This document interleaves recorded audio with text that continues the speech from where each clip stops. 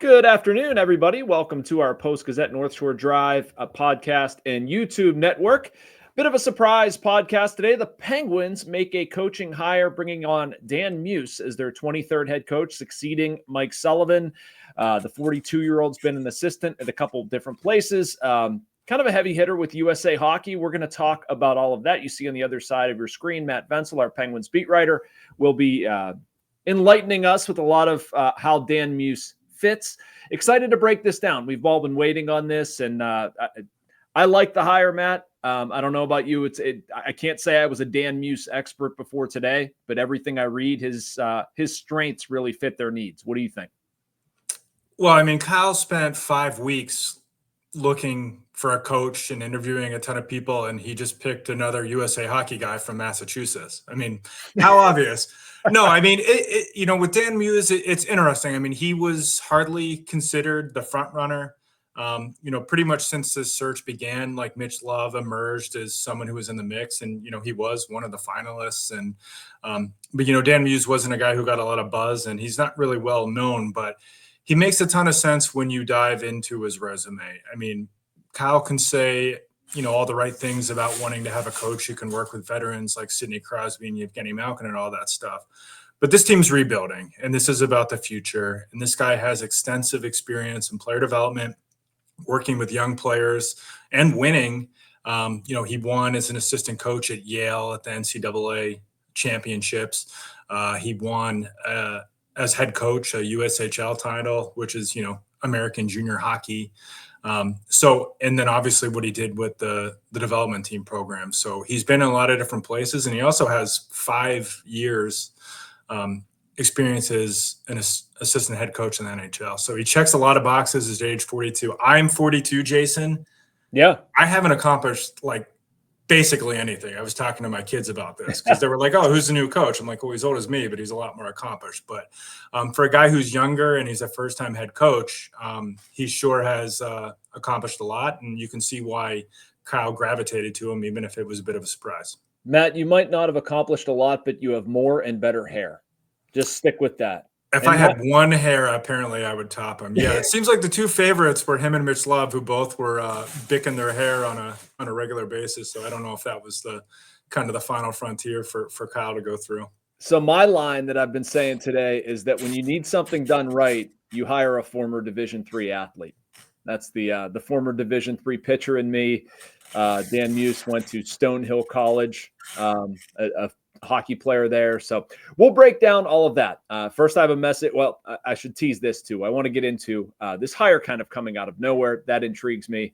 Matt mentioned some of the player development. Who are those players that the Penguins need him to get through to? But first, we have a message from our presenting sponsor, Edgar Snyder and Associates. Law firms come and go, but Wood Law Firm has been here in Western PA fighting for injury victims for more than 40 years. Edgar Snyder and Associates. Wood Firm has a staff of over 130 people who live and work here. Edgar Snyder and Associates. Law firms come and go, but Edgar Snyder and Associates is a name you can always trust. So remember, there's never a fee unless they get money for you. If you've been hurt in an accident, call them at 1-800-94-EDGAR or visit edgarsnyder.com. They're available 24/7. All right. So Matt, he comes from this like Lou Lamoriello school of stuff out of nowhere, right? You're not going to leak a lot of stuff. They're going to be the ones that break the news. None of us saw this coming. There's Drew Bannister being talked about and Mitch Love and who are the other ones I'm forgetting about? Jay Woodcroft, DJ Smith. I mean, there's a lot of noise about DJ Smith this week. This is wild. How did we get here? Was he trying to deke everyone out and then he went this way? What's Dubas doing? Yeah, I mean, I don't know. I had not heard at any point until the last few days that Dan Muse could be a finalist for this job. And, that's a credit to Kyle keeping the search under wraps. I mean, I'm pretty sure Dan Muse interviewed for another head coaching position in this cycle, maybe Seattle. There's probably more that we don't know about. Seems like a lot of the guys were interviewing with a lot of the same teams. But, yeah, I mean, this was a guy who came out of nowhere. I mean, when they got to final interviews or the in-person interviews, I should say, last week, I mean, it looked like Mitch Love was the front runner. Even, getting through last week, it seemed like he was still the guy. There was some buzz about D.J. Smith, who Kyle knows from their time together in Toronto. But yeah, this one really was not on the radar until there started to be some rumblings about it last night on Tuesday night. So yeah, surprising pick, but that doesn't necessarily mean that it was a wrong pick. And it also, I mean, Dan Muse is a guy that, has been kind of named as, this is, you heard about a lot of coaches, but, future NHL head coach written all over him. You have heard that about him in the last couple of years, but, he's just not a guy we heard linked up with the Penguins in recent weeks. You know what I like about it is his experience with USA Hockey. And it extends a legacy for the Penguins, right? I was looking at this earlier. How many coaches have they had that have been with USA Hockey that have played prominent roles? Herb Brooks, Mike Sullivan, Dan Bilesma had a stint, Badger Bob, whatever. I think that's really cool. And I also think going off of that, he's had involvement with Rutger McGroarty. He's had involvement with players in the USA national development team. How important is that? Not only the American status, but that relatability with young players recently and clearly getting a decent amount out of them. I mean, I think was the most important thing for this position. I mean, I know when Kyle hired him, he put out the statement and he talked about how, Dan Muse has experience coaching NHL players and has had success with various players, but this was all about player development. And really it's about guys who aren't even in the organization right now. Obviously he worked with McGroarty. They have a relationship that's great. Owen Pickering, Ville Koivunen, they're expected to be here in Pittsburgh in the fall. They got to hold up their end of the bargain, but we'll see about Harrison Brunick. But the top players that the Penguins are hoping will lead them back to cup contention aren't on the roster. Those guys are good prospects, well-liked, hard workers, but they're not seen as blue chip type guys. So yeah, player development was the biggest thing. And when you look at, like I was saying, we might not have seen this particular hire coming, but when you go and look at his track record and his resume and what he's done with player development and winning along the way, you kind of look at it like, oh, maybe we should have saw this one coming. Yeah, I had that thought this afternoon too. I'm like, how did he not pop up on my list, your list, anybody's list? The guy's sort of been involved a little bit in a lot of areas that you would look for this stuff. That baffles me a little bit. Doesn't mean it's the wrong pick. No, I know. We're not going to know for a few years too, because this is, wins and losses are one thing. I mean, if he can, get the Penguins back competitive, maybe competing for a playoff spot this year, that's great. But ultimately, whether this is a successful hire will come down to the development of these prospects. And, he might not even be the coach here when this team gets to the point where they're contending, but the work with the prospects is the most important thing. Yeah. I want to spin that ahead a little bit and talk about what sort of, I don't want to say a mess, but it's a challenging situation that he's walking into with the Penguins. What are those challenges and layers? Have another ad though, from UFC Gym. Looking for a way to challenge your body and sharpen your mind? Step into something more than a workout. Welcome to the brand new Brazilian Jiu-Jitsu Academy at UFC Gym.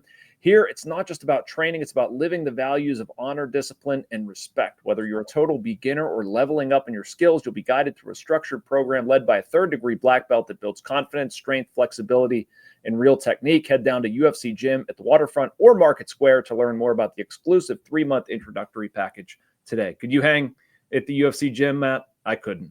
I'd be done. No. I'm done exercising. I'm good. Just never again. Period. Yeah. Okay. Retired from exercising.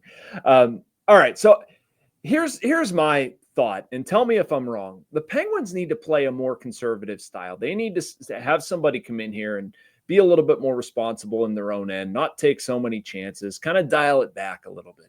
Is that oversimplifying it? I mean, that's what people scream at for Sullivan and these teams, better in their own zone. Don't take as many chances. You know more about them systematically than I do, or a lot of people on the outside. What do they need to do to get the on-ice product looking better? It's going to be tough because, this is a roster in transition. Their biggest acquisition last summer was acquiring a second-round pick along with Kevin Hayes. So they weren't necessarily trying to win, and that's how it bore out. They do have some good players there that we know of, starting with Sidney Crosby. Yeah, the stylistic stuff will be interesting. I don't know if they need a drastic schematic overhaul. We know they have to defend better, but is that so much just getting players to buy in? Because, the players said all the right things about Mike Sullivan and the ownership, and Kyle Dubas did as well. But, us watching some of these performances where guys didn't show up for games, or they were just lackadaisical with the puck or not defending well, all the odd man rushes, like, you can't help but wonder, like, are these guys fully listening to this coach at this point? I think that is an important component of as well, as getting guys like Evgeni Malkin and Erik Karlsson, if he's still here, and Kris Letang to play the right way. We know they've done it before, but can he kind of reinvigorate some of the veteran guys to buy into what he wants to do, and we'll also getting the young guys on board. I mean, that'll be a big key to seeing if this team could have some surprising short-term success, I think. One of the things that Dan Muse did at the NHL level, he was really good special teams wise. I don't know how much you've looked into this, but like, is that something? What does that tell you about a guy when he has special team success? Like, I know as a head coach in Pittsburgh, his responsibilities are going to be different, but does that tell you anything that, his lens on the game? What do you think leads to that? I mean, it suggests for like just general coaching acumen and knowing details, knowing how to coach the finer points of things. But I think specifically with the power play, generally means you are a coach that understands your players' strengths and works to build a system around those strengths. That's what David Quinn did. I mean, David Quinn was a guy who came in last year, and I don't know if he had ever coached an NHL power play before, but he said, okay, like, these are the guys we got. This is what we do well, and this is how we're going to play. And I think that goes a long way. And, you look at the Rangers power play. I mean, obviously, he had a ton of talent to work with, some unique talents like Panarin and Fox, unique players with unique skill sets. But, he found a system that allowed them to play with Chris Kreider at the net front. I mean, the Rangers had, I can't remember where they ranked last year, but the previous season when they won the President's Trophy, they were awesome on special teams. So to me, it says he's a guy who knows what his players do well, and he's going to find ways to, allow them to play to their peak performance. Good stuff. Good talk. That's all I got. All right. Final thoughts? No, I thought we were going to come on and talk about Vasily Ponomarev, but I guess we could talk about the head coach thing. So. Yeah, we'll do another of these things. We don't know totally when the Penguins are going to introduce Dan Muse. When they do, we'll obviously be up in Cranberry and talk about it and talk about our impressions. Until that time, make sure you like and subscribe. You get all of this content and so much more from our Post-Gazette North Shore Drive and YouTube channels. Talk to you next time here on the North Shore Drive.